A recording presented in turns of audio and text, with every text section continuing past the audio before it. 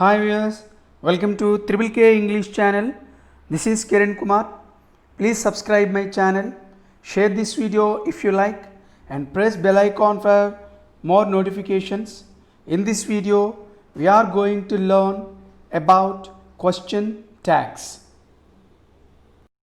Question tags. Observe the following sentences. She invites me to the party, doesn't she? They will inaugurate this society, won't they? I am doing this work, am I? Please look at the underlined words in three sentences. Doesn't she? Won't they? Am I? ఇక్కడ three sentences మనం చెప్పుకున్నాం. ఈ three సెంటెన్సెస్లో ఉన్నటువంటి underline చేసినటువంటి ఆ వర్డ్స్ని observe చేయండి. Doesn't she, own they, am I వాటిని మనం అబ్జర్వ్ చేస్తూ ఉంటే అవి సెంటెన్స్ చివర మనము ఫోర్స్గా ఉపయోగించడం అనేది జరుగుతుంది. ఇలా వాక్యము చివర ఫోర్స్గా ఉపయోగించేటువంటి ఆ పదాలను మనము క్వశ్చన్ ట్యాగ్స్ అంటాం. She invites me to the party, doesn't she? Invite చేసిందా? They will inaugurate this society, వారు ఈ సొసైటీని ఇనాగరేట్ చేశారు. Won't they? చేశారా? I mean doing this work, నేను ఈ వర్క్ చేయలేదు. Am I? చేయలేదా?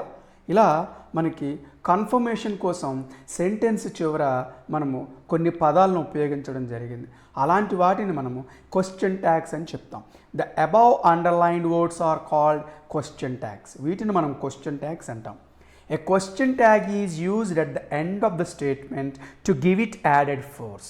A question tag is used at the end of the statement to give it added force. Question tag అనేదాన్ని వాక్యము చివర బలమైన అర్థాన్ని ఇవ్వడానికి ఉపయోగిస్తాం. It is used for confirmation. A question tag is used for confirmation. Confirmation కోసం ఈ question ట్యాగ్ను ఉపయోగిస్తాం. అవునా కాదా అనే విషయం తెలుసుకోవడం కోసం. ఇక్కడ కన్ఫర్మేషన్ అంటే అవునా కాదా అనే విషయం తెలుసుకోవడం కోసం క్వశ్చన్ ట్యాగ్ని మనం ఉపయోగిస్తాం. క్వశ్చన్ ట్యాగ్ అనే దాన్ని వాక్యము చివర బలమైన అర్థాన్ని ఇవ్వడానికి ఉపయోగిస్తాం. It is used for confirmation. A question tag consist of, question tag యొక్క రూపం ఎలా ఉంటుంది? Be form or helping verb plus not plus subject pronoun. ఒకసారి చూడండి, క్వశ్చన్ ట్యాగ్ యొక్క రూపం ఎలా ఉంటుంది అంటే, ఫర్ ఎగ్జాంపుల్ ఇక్కడ doesn't she, won't they, am I అన్నాం. ఇక్కడ డజంట్ షీ చూడండి, does plus not plus she. Won't they చూడండి, will plus not plus they. అంటే ఇక్కడ క్వశ్చన్ ట్యాగ్ యొక్క రూపము బీ ఫామ్ కానీ హెల్పింగ్ వర్బ్ కానీ అంటే సహాయక క్రియ కానీ, సహాయక క్రియని ప్లస్ నాట్ అనే పదాన్ని ప్లస్ సబ్జెక్టు ప్రొనౌన్. అంటే సబ్జెక్టు ప్రొనౌన్ అని ఎందుకన్నామంటే సెంటెన్స్లో నౌన్ ఉన్నప్పటికీ ఆ నౌన్ యొక్క ప్రొనౌన్ని మనం ఉపయోగించాలి తప్ప ఆ నౌన్ ఉపయోగించకూడదు.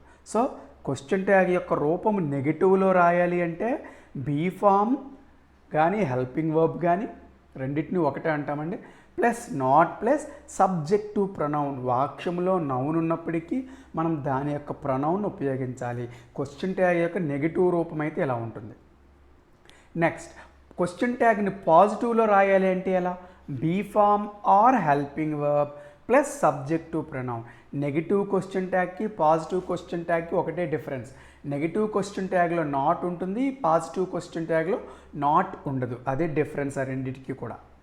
Observe these be forms plus not. ఇక్కడ క్వశ్చన్ ట్యాగ్ యొక్క రూపం ఎలా ఉంటుందని చెప్పాము? బీ ఫామ్కి నాట్ చేరుస్తాము. సో అలా నాట్ చేర్చినప్పుడు ఎలా ఉంటాయి కొన్ని క్వశ్చన్ ట్యాగ్స్ అనేవి చూద్దాం. Is plus not isn't, are plus not aren't, don't, doesn't, hasn't, haven't, wasn't, weren't, didn't, hadn't, won't. Won't means will plus not. Won't, shan't, shall plus not. Wouldn't, would plus not. Shouldn't, should plus not. Can't, can plus not. Couldn't, could plus not. Mustn't, must plus not. May not, mightn't. ఈ విధంగా question tags అనేవి నాట్ని తీసుకొని be forms అనేవి ఈ విధంగా మనకి form అవటం అనేది జరుగుతుంది. క్వశ్చన్ ట్యాగ్స్కి కొన్ని రూల్స్ అనేవి ఉన్నాయి. ఏంటి చూద్దాం. A positive statement takes a negative question tag. Earlier సెషన్స్లో మనం చెప్పుకున్నాం పాజిటివ్ స్టేట్మెంట్ అంటే ఏంటి, నెగిటివ్ స్టేట్మెంట్ అంటే ఏంటి. ఫర్ ఎగ్జాంపుల్ ఒక పాజిటివ్ స్టేట్మెంట్ వచ్చినట్లయితే దీన్ని మనం అసర్టివ్ సెంటెన్స్ అని, అఫర్మేటివ్ సెంటెన్స్ అని కూడా చెప్పుకుంటాం. బట్ పాజిటివ్ వచ్చేటప్పటికి ఇందులో రెండు రకాలుగా ఉంటాయి, పాజిటివ్ స్టేట్మెంట్, నెగిటివ్ స్టేట్మెంట్. ఇప్పుడు ఒక పాజిటివ్ స్టేట్మెంట్ ఉన్నట్లయితే ఆ పాజిటివ్ స్టేట్మెంట్ చివర నెగిటివ్ క్వశ్చన్ ట్యాగ్ రావాలి. ఫర్ ఎగ్జాంపుల్ చూడండి, she has eaten pieces of chocolates. She has eaten pieces of chocolates. ఇక్కడ ఈ సెంటెన్స్ పాజిటివ్ స్టేట్మెంట్, ట్యాగ్ మనకి నెగిటివ్లో ఉండాలి. ట్యాగ్ మనకి నెగిటివ్లో ఉండాలి అంటే ట్యాగ్ యొక్క రూపం ఏ విధంగా ఉంటుందన్నాం, బీ ఫామ్ కావాలి అన్నాం. సెంటెన్స్లో బీ ఫామ్ ఉంది, హ్యాజ్ అనేది be form.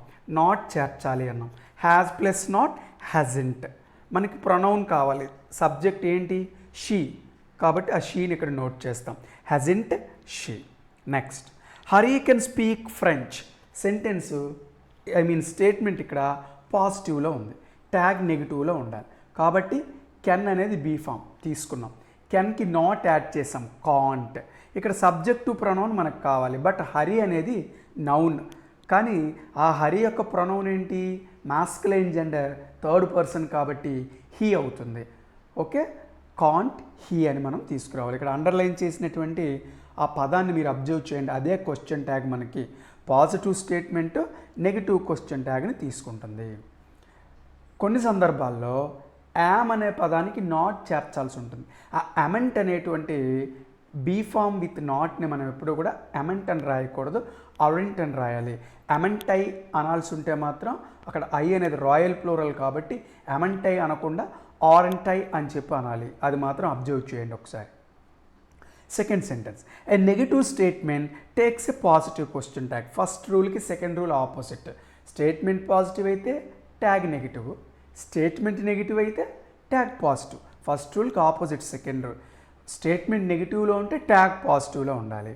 Look at the example, Poojith won't commit mistakes. ఇక్కడ మనకు అర్థమైంది, ఓంట్ అంటే విల్ ప్లస్ నాట్, అంటే స్టేట్మెంట్ నెగిటివ్లో ఉంది, ట్యాగ్ మనకి పాజిటివ్లో రావాలి అంటే ఓంట్లో నాట్ రిమూవ్ చేస్తే విల్ అనేది ఉంటుంది, విల్ ప్లస్ నాట్నే ఓంట్ అంటాం.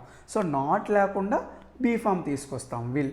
పూజిత్ మనకి థర్డ్ పర్సన్ సింగులర్, హీ, ఇక్కడ ప్రొనౌనే రాయాలి, నౌన్ రాయకూడదు. విల్ పూజిత్ అనకూడదు, విల్ హీ. అక్కడ ఫిమినైన్ జెండర్ అయితే షీ యాడ్ చేస్తాం, ఒకవేళ న్యూట్రల్ జెండర్ అయితే ఇట్ యాడ్ చేస్తాం. Next second sentence, we haven't done it very fast. We haven't done it very fast. Statement మనకి నెగిటివ్లో ఉంది, ఎలా చెప్పగలిగాం, హ్యావ్ నాట్, హ్యావెంట్ నాట్ ఉంది హ్యావ్ నాట్లో, కాబట్టి నాట్ రిమూవ్ చేసి హ్యావ్ అనే బీ ఫామ్ని తీసుకొస్తాం. ఓకే, సబ్జెక్ట్ టు ప్రొనౌన్ వాడే ఇచ్చాడు కాబట్టి వి అనేది హ్యావ్ వి. ఈ విధంగా నెగిటివ్ స్టేట్మెంట్ పాజిటివ్ క్వశ్చన్ ట్యాగ్ని తీసుకుంటుంది. Third rule, when the statements are given in simple present tense or simple past tense, use the be forms do or does for simple present tense and did for simple past tense. ఏం కాదు అంటే మనకి question ట్యాగ్లో తప్పనిసరిగా be form ఉండాలి అన్నాం. ఇక్కడ మనం చూసినటువంటి ఫస్ట్ రూల్ యొక్క ఎగ్జాంపుల్స్లో, సెకండ్ రూల్ యొక్క ఎగ్జాంపుల్స్లో బీ ఫామ్స్ ఉన్నాయి కాబట్టి ఆ బీ ఫామ్స్కి నాట్ యాడ్ చేసాం. బట్ ఇక్కడ సింపుల్ ప్రెజెంట్ టెన్స్లోనా సింపుల్ పాస్ట్ టెన్స్లోనా బీ ఫామ్స్ ఉండవు, అది మనకి తెలుసు. సింపుల్ ప్రెజెంట్ టెన్స్లో అయితే ప్రెజెంట్ టెన్స్ ఆఫ్ వర్బ్ ఉంటుంది, సింపుల్ పాస్ట్ టెన్స్లో అయితే పాస్ట్ టెన్స్ ఆఫ్ వర్బ్ ఉంటుంది. అవి మెయిన్ వర్బ్స్, అక్కడ మనకి హెల్పింగ్ వర్బ్స్ ఉండవు. సో అలాంటప్పుడు మనం ఎర్లియర్ సెషన్స్లో చెప్పుకున్నట్టుగా సింపుల్ ప్రెజెంట్ టెన్స్ అయితే డూ లేదా డజ్ అనే బీ ఫామ్స్ని తీసుకుంటాం, సింపుల్ పాస్ట్ టెన్స్ అయితే డిడ్ అనే బీ ఫామ్ని తీసుకుంటాం. ఓకే, ఆ డూ ఆర్ డజ్లో కూడా సింగులర్స్ వచ్చినప్పుడు సబ్జెక్ట్ సింగులర్స్ అయితే డజ్ వాడతాం, సబ్జెక్ట్ ప్లోరల్స్ అయితే డూ వాడతాం. ఫర్ ఎగ్జాంపుల్ చూడండి, అక్కడ a bird flies in the sky. ఇక్కడ సెంటెన్స్ సింపుల్ ప్రెజెంట్ టెన్స్లో ఉంది, ఫ్లైస్ బీ ఫామ్ లేదు మనకి, కాబట్టి మనం ఏం చేయాలి, సింపుల్ ప్రెజెంట్ టెన్స్ కాబట్టి డూ లేదా డజ్ని బీ ఫామ్గా తీసుకోవాలి. కానీ ఇక్కడ బర్డ్ అనేది సింగులర్ కాబట్టి డస్ తీసుకుంటాం, డస్కి నాట్ అనేటువంటి ఒక వర్డ్ యాడ్ చేస్తాం, డస్ ప్లస్ నాట్ డస్ంట్. బర్డ్ అనేది మనకి ఇక్కడ ఇట్గా యూస్ చేస్తాము, బర్డ్ని ఇట్గా యూస్ చేయడం జరుగుతుంది. ఓకే, అక్కడ థింగ్గా భావించి థింగ్, యానిమల్స్ ఇలా వచ్చినప్పుడు ఒక న్యూట్రల్ జెండర్గా భావించి ఇట్ అనే దాన్ని మనం అక్కడ తీసుకోవడం జరుగుతుంది. Bird flies in the sky అంటే doesn't it. Cook invented Australia. ఇది సింపుల్ పాస్ట్ టెన్స్లో ఉంది ఇన్వెంటెడ్ అనేది, కాబట్టి బీ ఫామ్ లేదు కాబట్టి డిడ్ అనే హెల్పింగ్ వర్బ్ని తీసుకున్నాం, నాట్ యాడ్ చేసాం. డింట్. కుక్ అనేది మాస్కులైన్ జెండర్ హీ కాబట్టి డింట్ హీ. ఈ విధంగా సింపుల్ ప్రెజెంట్ టెన్స్లో, సింపుల్ పాస్ట్ టెన్స్లో ఈ బీ ఫామ్స్ని మనం తీసుకుంటాం. ఫోర్త్ వన్ చూద్దాం. Some statements contain negative words. కొన్ని స్టేట్మెంట్స్ నెగిటివ్ వర్డ్స్ని కలిగి ఉంటాయి. ఎర్లియర్ సెషన్స్లో ఇవి కూడా మనం చెప్పుకున్నాం. Hardly, scarcely, none, few, little, never, rarely, seldom. ఇలాంటి పదాలు వాక్యంలో ఉంటే ఆ సెంటెన్స్ నెగిటివ్గా భావించాలి. These statements take the positive question tag.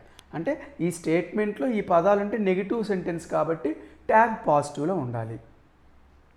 Vishnu hardly finished his work.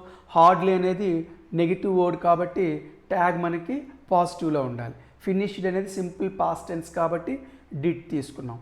Vishnu అనేది మాస్కులైన్ జెండర్ హీ కాబట్టి డిడ్ హీ అన్నాం.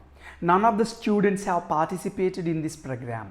నన్ అనే పదం వచ్చింది కాబట్టి అది మనము నెగిటివ్ వర్డ్గా భావించి సెంటెన్స్ మొత్తాన్ని నెగిటివ్ స్టేట్మెంట్గా తీసుకొని ట్యాగ్ పాజిటివ్గా తీసుకుంటాం. Have participated. హ్యావ్ అనేది బీ ఫామ్ ఉంది కాబట్టి హ్యావ్ ఇక్కడ నాట్ ఇంక తీసుకురాకూడదు కాబట్టి నన్ ఆఫ్ ద స్టూడెంట్స్ అనేది ఇక్కడ థర్డ్ పర్సన్ ప్లూరల్ కాబట్టి దే యాడ్ చేస్తాం. Have they.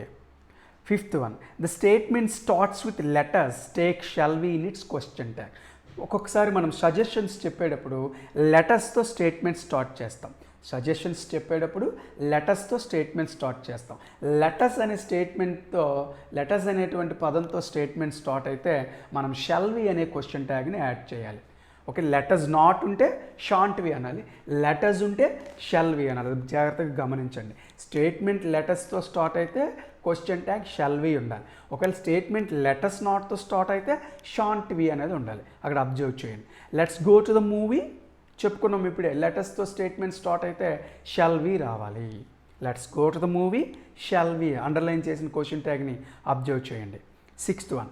Imperative statements generally take the question tag will you at the end. Imperative statements generally take the question tag will you at the end. మనకి కొన్ని imperative statements ఉన్నాయి, sentences ఉన్నాయి. Order, command, request ఇలాంటివన్నీ ఉన్నాయి. అలాంటి imperative statements వచ్చినప్పుడు question ట్యాగ్ని చివర మనము విల్ యూ అనేదాన్ని సహజంగా మనం తీసుకోవటం అనేది జరుగుతుంది.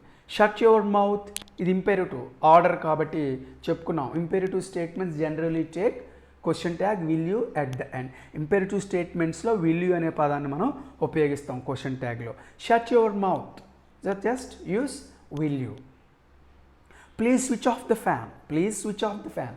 చెప్పుకున్నాం ఇది కూడా రిక్వెస్ట్ ఇంపేరేటివ్ సెంటెన్స్ కాబట్టి క్వశ్చన్ ట్యాగ్ని మనము విల్ యూగా మనం తీసుకుంటాం. సో ఈ విధంగా మనం యూస్ చేయడం జరుగుతుంది. ఈ రూల్స్ని ఫాలో అయినట్లయితే క్వశ్చన్ ట్యాగ్ని మనం యూస్ చేయొచ్చు. కొన్ని ఎగ్జాంపుల్స్ అక్కడ మనం చెప్పుకున్నాం. Birds eat less quantity of food. ఇక్కడ స్టేట్మెంట్ మనకి పాజిటివ్లో ఉంది, ట్యాగ్ నెగిటివ్లో ఉండాలి అంటే eat simple present tense, be form లేదు మనకి, డూ లేదా డస్ తీసుకోవాలి. బర్డ్స్ అనేది ప్లోరల్ కాబట్టి డూ తీసుకుంటాం, డూకి నాట్ యాడ్ చేస్తాం. డోంట్, బర్డ్స్ ఇక్కడ థర్డ్ పర్సన్ ప్లోరల్ కాబట్టి they, don't they. Today is Monday statement positive ఉంది, ట్యాగ్ నెగిటివ్లో ఉండాలి. బీ ఫామ్ ఈజ్ ఉంది, ఈజ్కి నాట్ చేరుస్తాం. ఇక్కడ టుడే అనేదాన్ని ఇట్గా భావించి, ఇలాంటి వాటిని ఇట్గా భావించి ఇజంట్ ఇట్ అని చెప్పి యూజ్ చేయొచ్చు. Everyone must not attend here statement must not నెగిటివ్లో ఉంది కాబట్టి ట్యాగ్ పాజిటివ్లో ఉండాలి. బీ ఫామ్ ఉంది అక్కడ మస్ట్. ఎవ్రీవన్ ప్రతి ఒక్కరు అన్నాం కాబట్టి దే అనేదాన్ని మనము సబ్జెక్టు ప్రొనౌన్గా తీసుకోవాలి, must they. I'm doing my duty statement positive, tag నెగిటివ్లో ఉండాలి. సో యామ్ అనేది బీ ఫామ్, యామ్కి నాట్ చేర్చాలి, అమెంట్ ఐ అనాలి కానీ అమెంట్ ఐ అనకూడదు కాబట్టి ఇందాక చెప్పుకున్నాం. అమెంట్ బదులు అరెంట్ ఐ అనేదాన్ని మనం యూజ్ చేయాలి. డోంట్ గో అవుట్ సైడ్ ఇక్కడ ఇంపేరేటివ్ స్టేట్మెంట్, ఇక్కడ ఒక ఆర్డర్గా భావించాం దాన్ని don't go out side. So ఏముంది ఇక్కడ నాట్ రిమూవ్ చేస్తాం, డూ ఉంది కాబట్టి ఆ డూని యూజ్ చేసి ఇంపేరేటివ్ స్టేట్మెంట్స్లో యూని సబ్జెక్ట్గా భావిస్తాం కాబట్టి డూ యూ అనేదాన్ని మనం ఇక్కడ యూజ్ చేస్తాం. ఈ విధంగా క్వశ్చన్ ట్యాగ్స్ని మనం అర్థం చేసుకోవచ్చు. Okay, thank you for watching.